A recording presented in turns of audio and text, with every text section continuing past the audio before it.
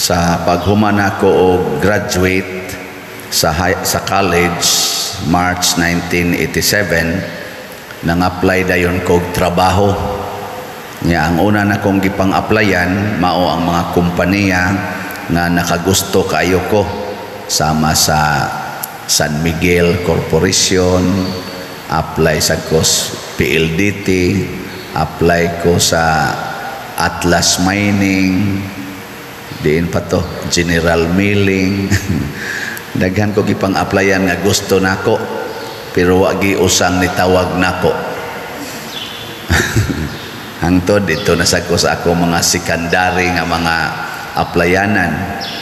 Hangtod wa man ginitawag, ug ngano sa kang wa ginitawag nako, wa gitingip kapasal silang standard. Nagpataka na lang kog pang-apply bisag asa madawat.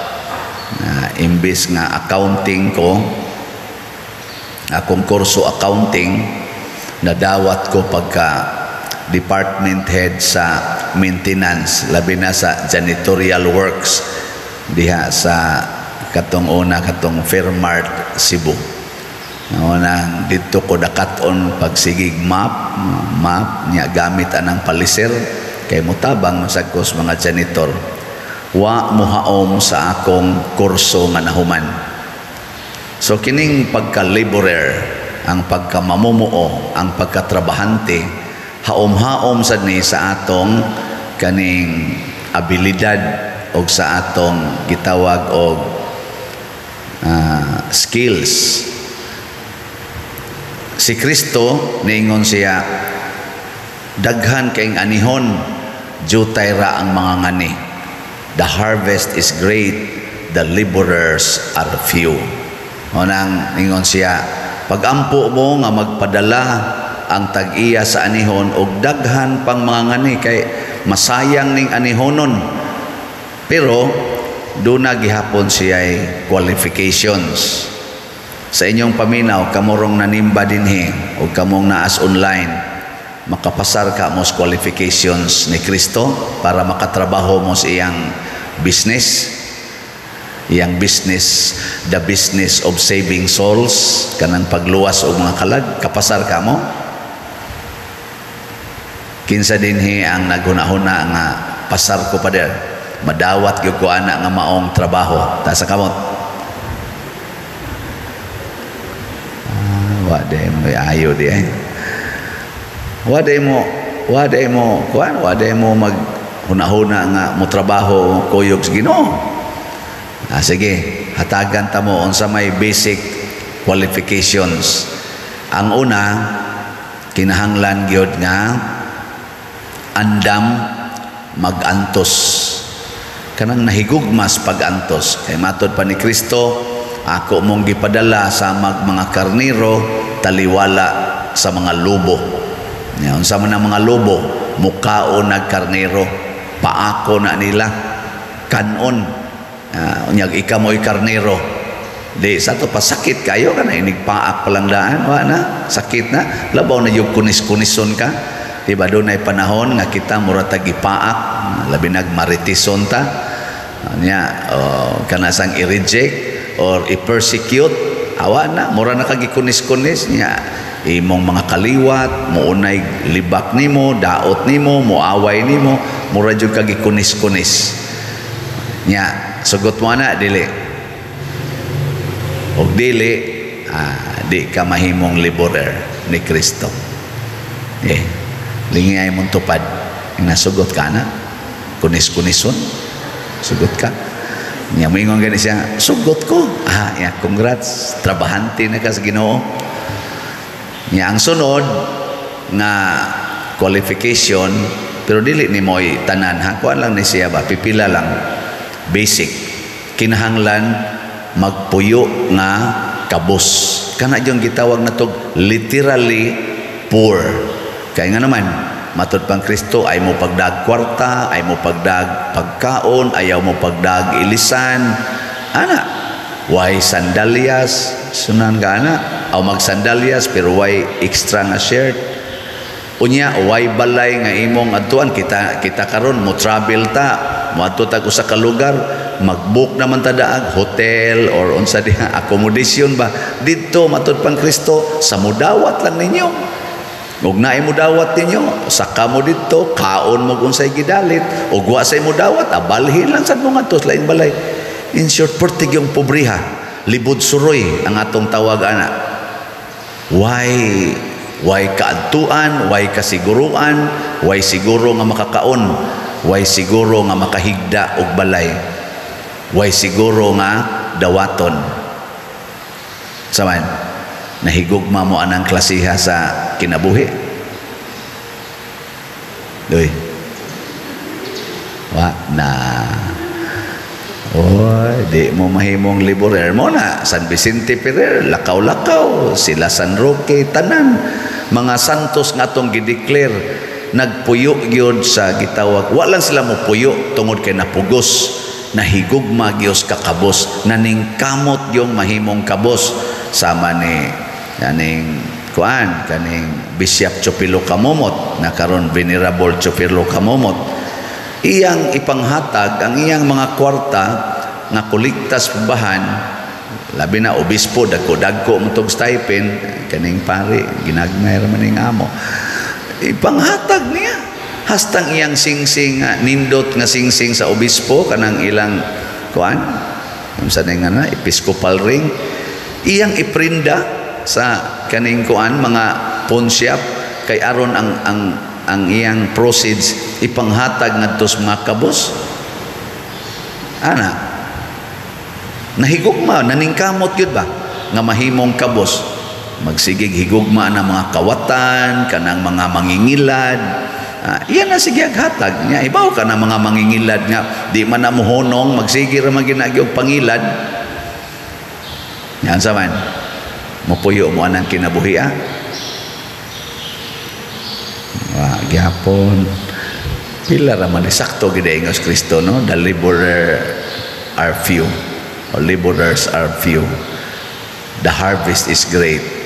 Ang ikatulo nga qualification nga nahigugmang mualagad sa tanan, kana yung tanang tao gid ba alagaran nya unsaon pag-alagad matud pang Kristo. Ayuha ang mga masakiton, wa man sa mingon ayuha ang masakiton basta Diyos nun, tanan gyud masakiton, mga giyawaan, tanan alagaran, mga mga tao nga hasta ganing patay, ang patay buhion. Pasabot gamito nato ang gahom sa Ginoo sa pag-alagad sa atong isig katao. Dili nato gamiton ang gahom sa Ginoo para pagpasikat o paghimo sa atong kaugalingon nga maoy gamhanan o komportable. Saman, ganahan mo mualagad sa inyong silingan nga siging daot sa inyong pagkatao, kanang daoton gid mo ba? Himuan gid mo sayo, mualagad mo dili. Kung ang kabit sa imong bana masakit niya, wa gyud ika pa ospital, imong dados ospital. Asawa imong dadon dili,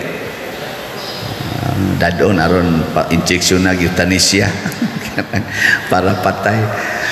Og imong dadon niya imong patambalan, nindot kayo, lipay kay Ginoo ana kay mialaga jud kas mga masakiton nga wa gyud pagpili ba ana.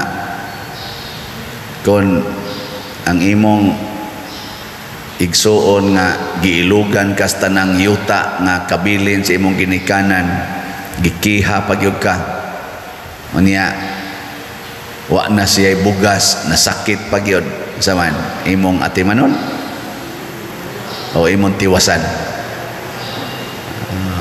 Na kanang imong silingan nga murag giyawaan nga sigihan jud kanyag libak, sigihan kanyag daot, saman muhatag kaniya og kaning pagkaon, muhatag kaniya og gift panahon siyang birthday. Usa man na kapag alagad nga na bang imo siyang lipayon ba? Mo na iampo nato ang atong mga kaigsuonan. Diri sa unang pagbasa si San Pablo niingon siya, gipamiyaan ko sa akong mga kuyog. Si Lucas nalay nahibilin. Pasabot kani si Saint Luke, kuyog kamao gini siya. Usa ni siya sa mga 72 ka tawo nga gipadala ni Kristo. Dili ni siya usa sa 12 apostles. Unya na-meet nila si San Pablo, ana maunungon.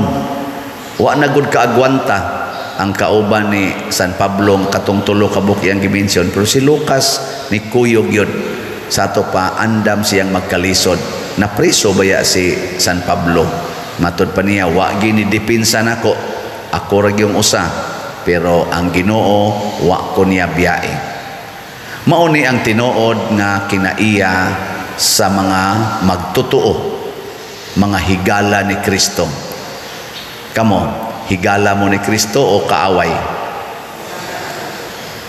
Matod pa diri sa atong tubag sa Salmo, ang satoy kinaiyas higala. Sa to, ang imong mga higala nagtug-an sa himaya sa imong pagkahari, Ginoo. Mutug-an ka nga si Kristo hari, pinaagi sa imong paghari-hari, kanang ikaw naging magbuot, wala na. Makatug-an lang ka nga si Kristo hari, pinaagi sa imong pagpuyo nga kabos, pagpuyo sa pagantos, pagpuyo nga kanang nagsigig alagad.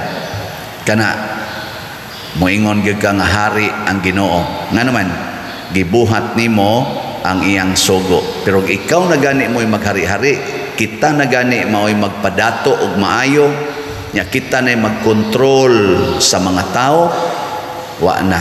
Ang ato ng pagkahari mo'y atong gitugan og di na ta ana higala ni Kristo. Una, ang higala ni Kristo kanunay gid ng kabos, kanunay nagantos or nahigugmas pagantos. Og wa na sila pagantos, mangita gina sila antosonon. Kana bang kuan ba? Mangita. Una mo bakwit na sila, mo langyaw naglaing lugar.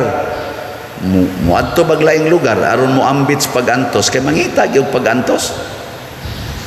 Ikaw be, katapusang lingi sa imong tupad.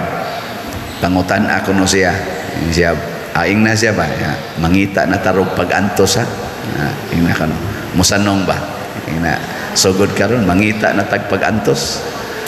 Ana nindota na. Wa mawagtang ginitan ng pagantos kalibutan ug daghan na kaayong magsigig embrace sa pagantos. Pero wa gani magpabilin kitang malata nining daghang antosonon kay pulos na ta mupaantos dili na muantos. Manindog ta katong mga laborers ni Kristo.